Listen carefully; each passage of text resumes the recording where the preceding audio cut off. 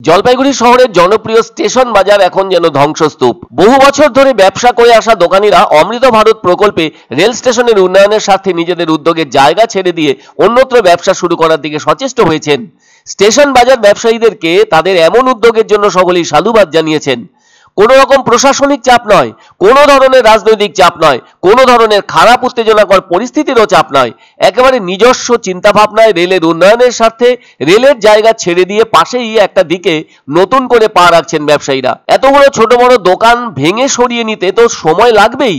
ব্যবসার ক্ষতি করে সংসারের সমস্যা মাথায় নিয়ে স্টেশন বাজারের দোকান ব্যবসায়ীরা নিজেদের খরচে দোকান সরিয়ে নিয়েছেন অন্যত্র। আসলে সকলেই দেখতে দেখতে অভ্যস্ত হয়েছেন সরকারি জায়গা দখলমুক্ত করতে সাধারণত বল প্রয়োগ করতে হয় প্রশাসন থেকে। তবে এখানে তার ঠিক উল্টো ছবি চোখে পড়ল। উন্নয়নের স্বার্থে নিজেদের খরচে জেসিবি এনে রেলের জমি দখল করে তৈরি হওয়া সমস্ত দোকান ভেঙে সরিয়ে নিলেন ব্যবসায়ীরা। এ ব্যাপারে দোকান ব্যবসায়ীদের বক্তব্য, তারা যদি তাদের নিজেদের উদ্যোগে গড়ে তোলা বাজার অন্যত্র সরিয়ে না নেন, তাহলে অমৃত ভারত প্রকল্পের মাধ্যমে জলপাইগুড়ি স্টেশনের আধুনিকীকরণ করা সম্ভব হবে না। আর এলাকার উন্নয়ন হলেই তো ব্যবসা বাড়বে। তাই সরকারি জমিতে থাকা দোকানপত্র নিজেরাই সরিয়ে জায়গা ফাঁকা করে দিলেন এখানকার সব ধরনের ব্যবসায়ীরা। আপাতত স্টেশন বাজারটিকে পাশে থাকা একটি পুকুরের ধারে সরিয়ে নিয়ে যাওয়া হচ্ছে। পরবর্তীতে স্থায়ীভাবে জায়গা পেলে সেখানেই বসানো হবে। কেননা জলপাইগুড়ি স্টেশনের সঙ্গেই ছিল স্টেশন বাজারটি।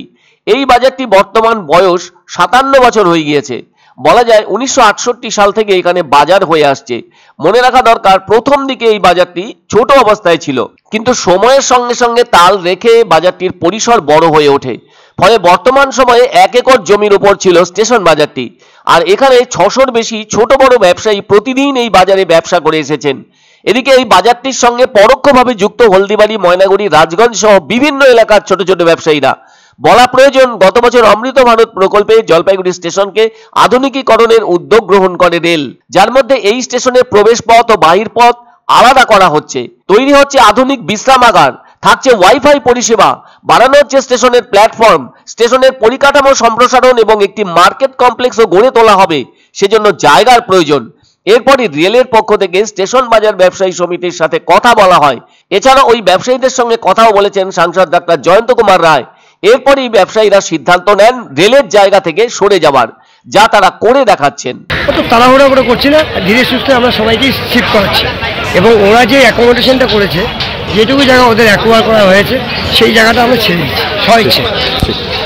এবং পরিষেবা কন্টিনিউয়াস থাকবে, কোনো রকম দোকানপাট বন্ধ থাকবে না। শুধু পরিবর্তন হয়েছে, যেহেতু ওই কোনা থেকে রেলের স্টেশন থেকে সারানো ছিল বাজারটা, সেই বাজারটা এখন এই পুকুর দিকে আসছে।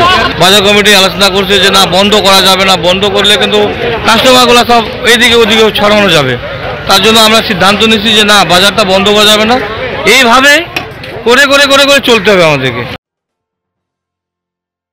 পছন্দসই সেরা খাবার খেতে হলে সোজা চলে আসুন রুচিসম্মত আধুনিক মানের রেস্টুরেন্ট রাজদরবারে। কেননা এখানেই আপনারা পাবেন ভোজনের রাজকীয় অনুভূতি। শুধু পুজোর সময়ই নয়, সারা বছরই রকমারি খাবার সরবরাহ করাই এই রেস্টুরেন্টের আভিজাত্য। আমাদের ঠিকানা রাজদরবার, রাহুতবাড়ি, বাবুপাড়া, জলপাইগুড়ি। এক অন্য অনুভূতির স্পর্শ পাওয়া যায় রয়কো ব্র্যান্ডের গেঞ্জি ও জাঙ্গিয়ায়। তাই ছোট বড় সবার পছন্দ রয়কো গেঞ্জি ও জাঙ্গিয়া।